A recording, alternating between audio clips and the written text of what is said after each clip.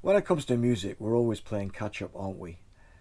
Unless our musical tastes are so narrow that, in a particular genre or subgenre, like heavy metal music or progressive rock or soul music, the chances are that as the years go by, we explore more and more different types and styles of music, and so our collections become bigger and bigger.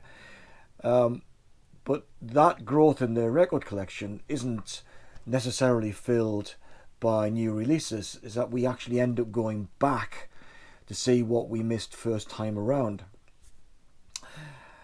So we go back delving into history, as it were. Now, I bought my first record in 1972, which was a 7-inch single called Paper Plane by Status Quo.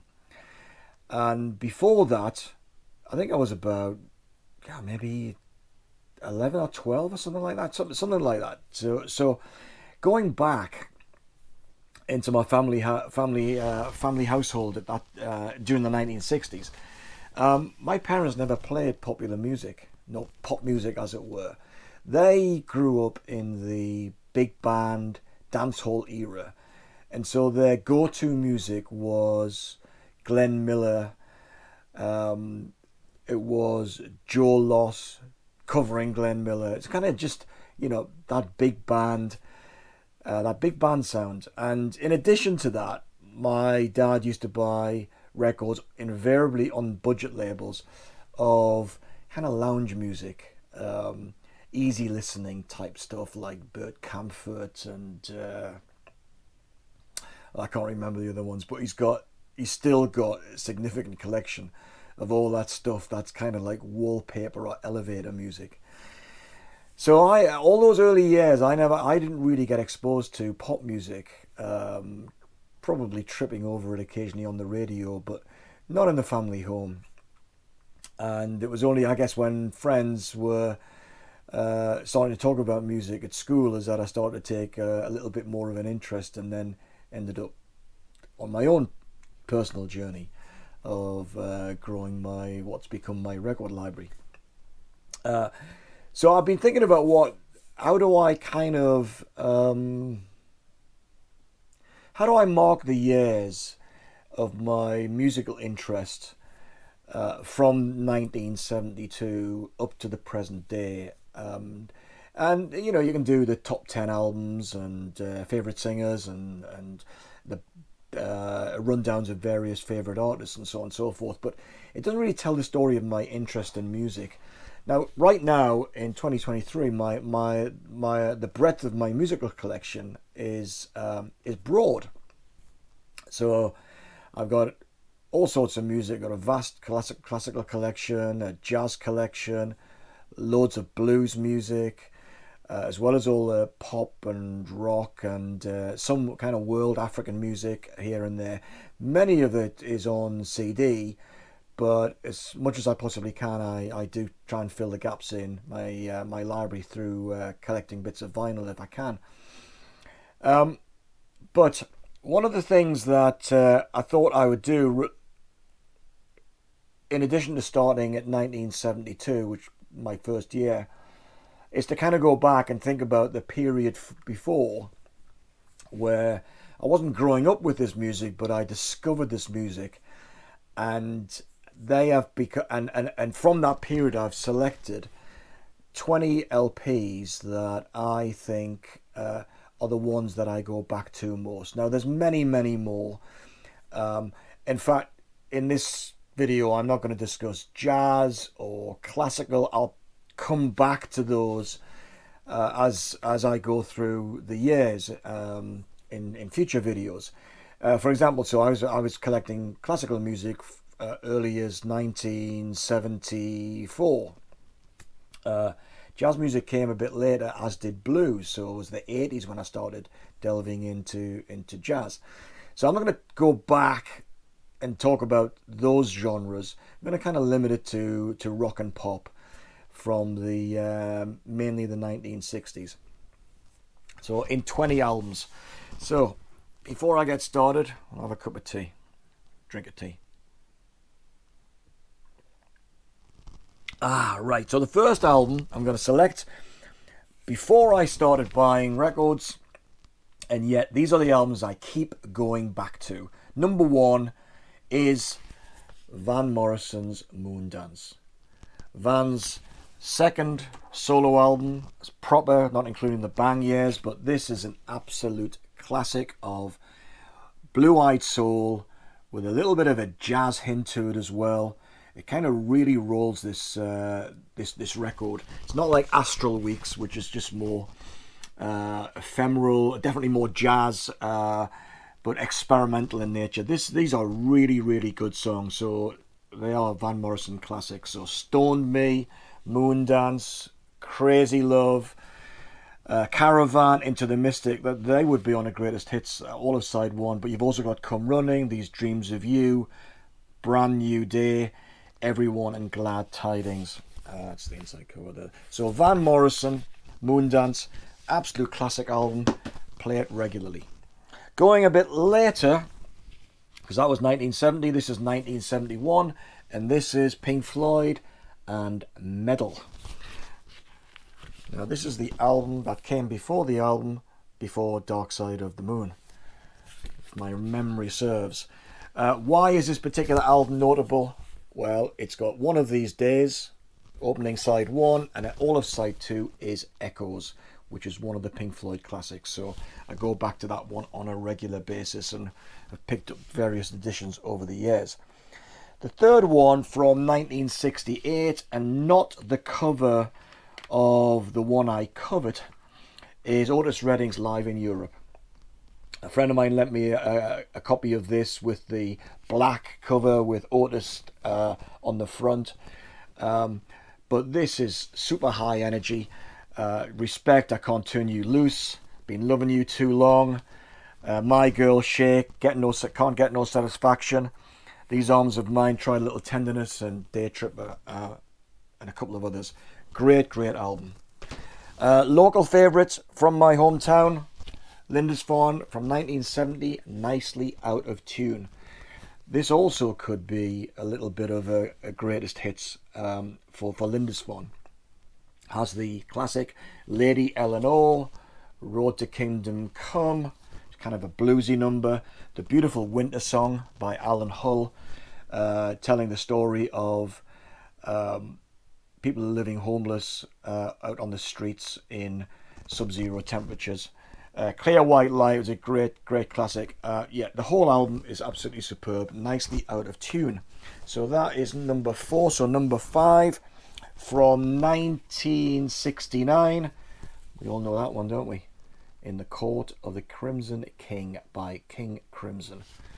Has the epic title track, but also Epitaph and 21st Century Skid Side Man. Brilliant, brilliant album, and defined the prog rock genre. Something quite different. This one from 1968. Now this is a reissue. I used to have this one in the early 1970s, picking it up cheap, but sold it because I kind of couldn't really get into it. And it was John Mayall's Blues Breakers, Bare Wires. Now this is, I think, a classic 3-star album in record guides or magazines, because it's not straightforward blues. It's very jazz tinged, and side 1 is dominated by the Bare Wires Suite, which is a kind of a multi-part suite. It's kind of what it is. But it's a wonderful, wonderful album, particularly good towards the end of the day.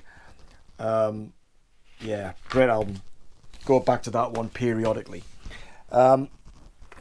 Something not too far away from that is this one. I don't know what that is. It's Led Zeppelin 1, isn't it? This is the Russian edition. I picked a couple of these up. I'm going to talk about another one in a moment. Years ago now, these flimsy card sleeves, so they're in plastic, so they don't fall apart. But that's Led Zeppelin 1, absolute classic. Go back to that one, and of course, Led Zeppelin 4. Now this one's interesting because it's a double album version, which has Houses of the Holy on the other side. As the second disc. So this is Led Zeppelin 4. If you know that, you'll recognise the inside cover there. You might not be able to, well, you can. Well, no, you can't. You can't read the song titles. But Led Zeppelin 4, 1971. Absolutely superb. Again, 1971, from my favourite band of that early years of me collecting music, is an album by Genesis, which is the 1971 album Nursery Crime. This has the wonderful musical box on it, a fantastic cover by Paul Whitehead, the artist there. So you've got Harold the Barrel, Harlequin, The Fountain of Salmacis, The Return of the Giant Hogweed. Wonderful album, sounds of its time, but the later editions that were kind of remixed by, I think, Nick Davis, kind of beefed up the sound a bit, and so they sound a lot fresher in the new editions than those. But that's really, really good. Something quite different as well from '68. I don't know what number I'm at now, but this is Bookends by Simon and Garfunkel. Big fan of Paul Simon, not a huge fan of Simon and Garfunkel, even though I like Art Garfunkel on his own. This one I love because it's got Hazy Shade of Winter on it. It's a really eclectic mix, this album. Very, very, I think it's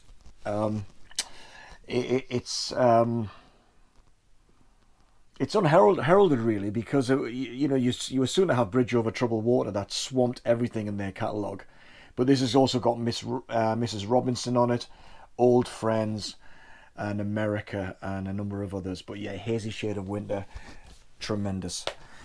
Going back even earlier, I think this one was originally released in 1960, but I just picked it up in the last couple of years as a reissue, and this is Lonely and Blue by Roy Orbison.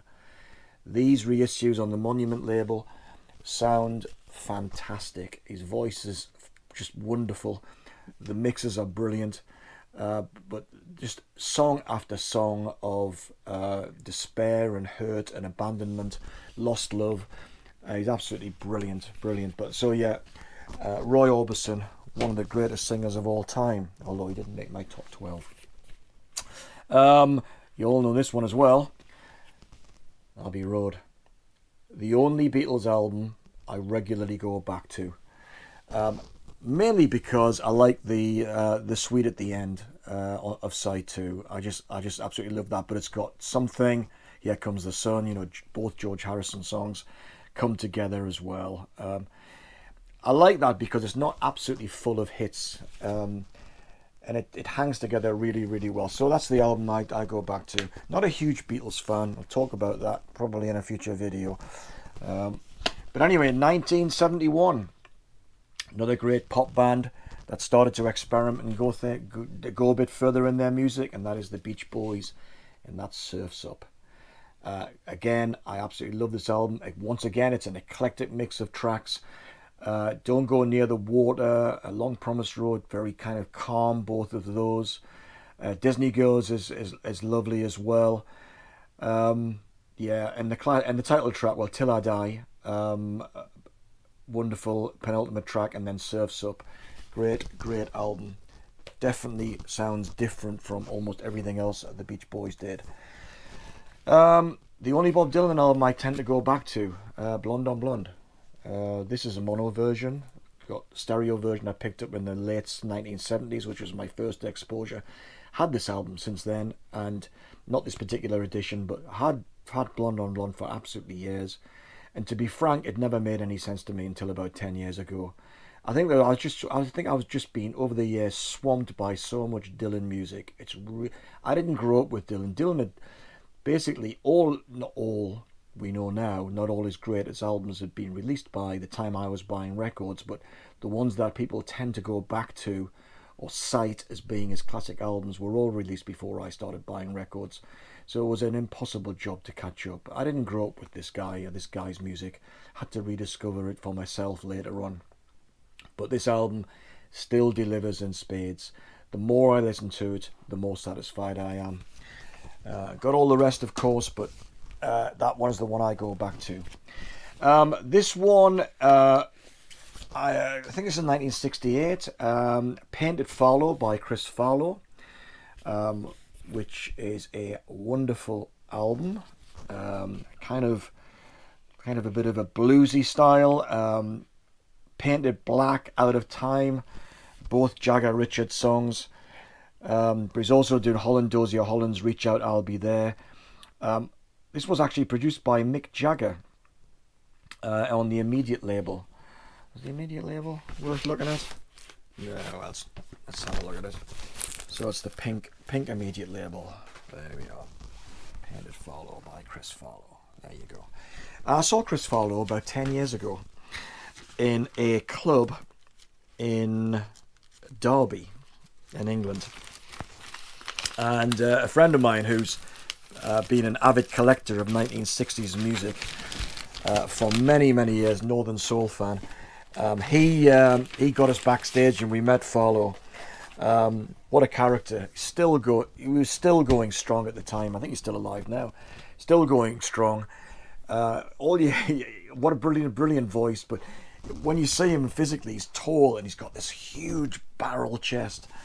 But yeah, he's obviously lived a little and lived a lot, and it was kind of nice to meet him. But that's a great album. I go back to that one fairly frequently as well. This is getting close to I think it's the last 5. Taj Mahal, Giant Step, and The Old Folks Back Home, double album. I think this one was released in 68 or 69. The first album, Giant Step, is kind of electric. The second is more of acoustic blues. Wonderful album, and it's a real bridge between the classic old blues and the modern blues rock. Great songwriter. Just love it. Great album, double album, definitely worth seeking out. 1970, Deep Purple in rock. Saw Deep Purple in 2022, and I saw them for the first time only a few years earlier. So deep into their career, but this is their breakthrough album in rock, which has got the Immortal Child in Time on it and Speed King. Wonderful hard rock album. Brilliant. Classic Deep Purple. I'm going to cheat here with a compilation. This compilation was released in the mid-1970s, but all of its music is from the 1960s or up until 1971. And this is, despite the fact that this guy's best albums, most lauded albums, were released in 71, 72 and beyond, that purple patch of about 3 or 4 or 5 years, this is the one I keep going back to, and it's a compilation of a triple album, Looking Back by Stevie Wonder. All of this high energy music from the 1960s. I've got some of his individual albums from the 1960s, and I find that they are quite slight, really. They're often very short, not that varied. That's probably unfair, but this is just jam-packed with brilliant songs. Great artist, Stevie Wonder. A couple left.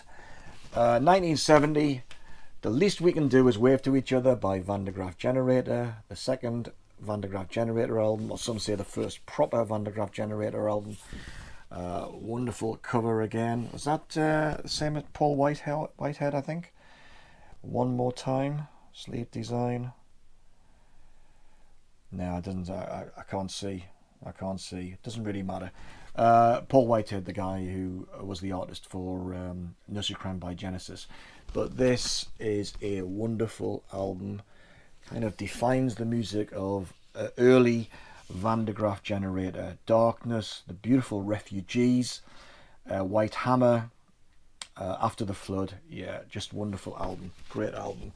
Pretty obscure to most people. And finally, from 1971, this is a reissue, but I've got 70s pressing kicking around somewhere. This is the classic Who's Next by The Who, which of course has Barbara O'Reilly and Won't Get Fooled Again amongst many others on it. Wonderful album. So that's my pre-1972 musical favourite albums anyway. I would imagine that many of you have got lots of these albums. You might adore the same ones, but hopefully 1 or 2 little surprises in there as well. So The next video in this series will be 1972, where I'll be picking my favourite albums and maybe throwing in a few early singles that I bought that kind of tell the story of my beginnings in terms of acquiring music for playing at home. So, thanks for watching. If you've made it this far, thanks very much, and I'll see you on the next video. Bye-bye.